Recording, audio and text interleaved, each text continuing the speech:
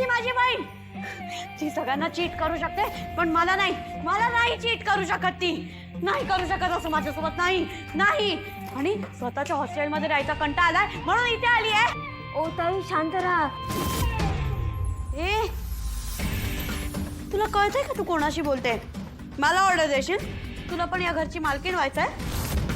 कळतं तरी आहे का? स्टुपिड. काम कर चल.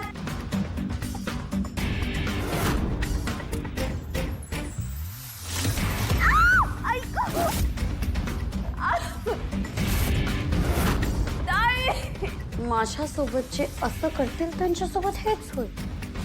कळलं का?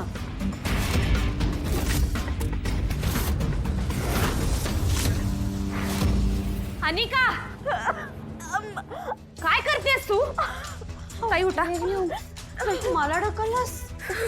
तुका डोसकं फिरलंय का? हा असं वागतात? ताई जावा तुम्ही हात धुवून घ्या आणि साफ करून घ्या. सावकाश. कळतं का तुला काय? हा ही काय पद्धत आहे वागायची? ए गावचाप, तुला तुझी सेपरेट रूम दिली आहे ना, तिथे जा ना. तिथे का आली? Get lost. काहीतरी फुटल्याचा आवाज आलाय म्हणून आलो मी. तुझ्यामुळे त्यांना काच लागली. तुला कळत नाही कसं वागायचं ते? ए गावछाप, माझी रूम आहे, मी काही पण करेन. अनिका काय डोसक्यात काय बटाटे भरलेत होय तुझ्या? कळतं तुला काय?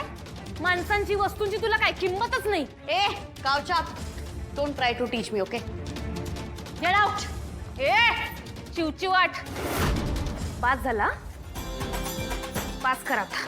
तुला काय वाटलं तू काय बी करशील मी बघत बसीन? आता तुझी मनमानी चालणार नाही आधीच सांगून ठेवतो.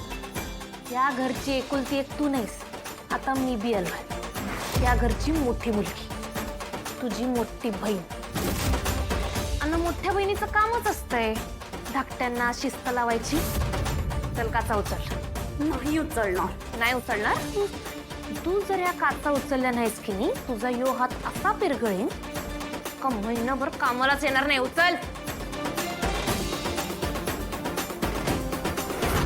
लवकर, काचा उचल.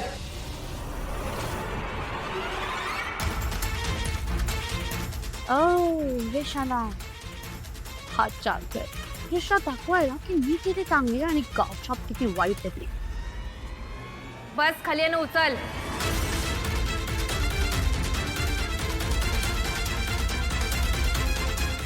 अरे या कमळीला काय माज आलाय के? असं कसं वागू शकते ती तुझ्याशी?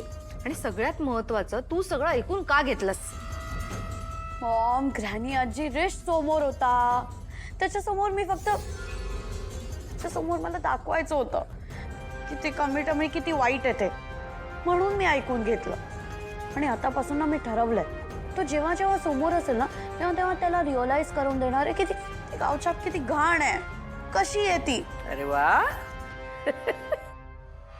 हे माझी सोनपरी, काय मस्त चाल खेळलीस तू.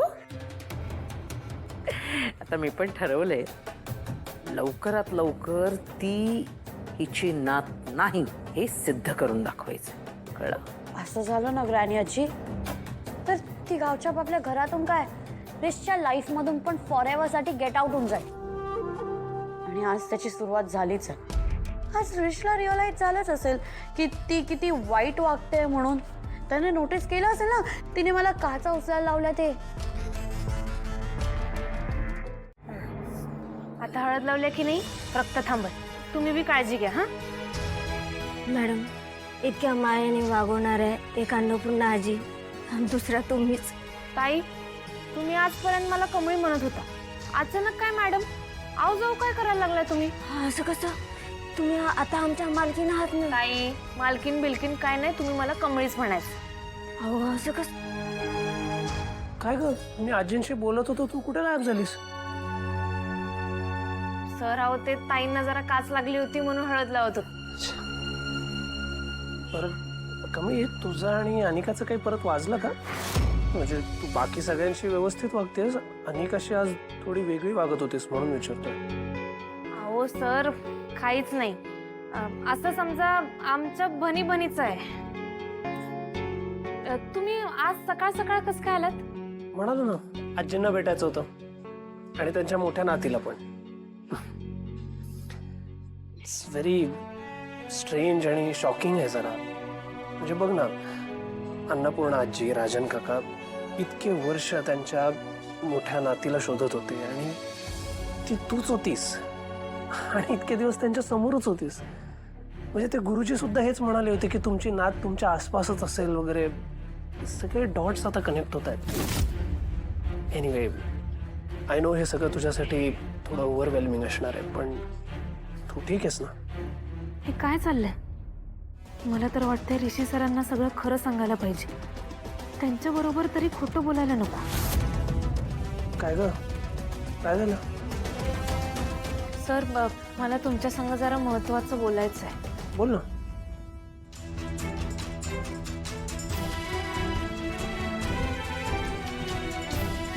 सर, तुम्हाला तर माहिती आहे अन्नपूर्णा आजी आणि राजन काका त्यांच्या नातीला किती वर्ष शोधतात.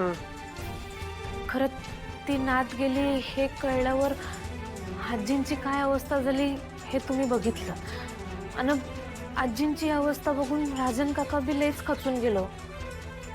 म्हणून मग ते एक दिवस आजींची मोठी नात आजीला सापडली.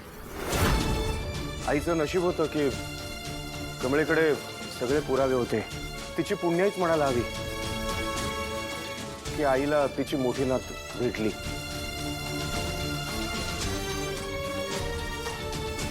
दादा, चला तर आपल्याला निघायला हवं. हो चला. राजन काका, आम्ही निघतो. बाय.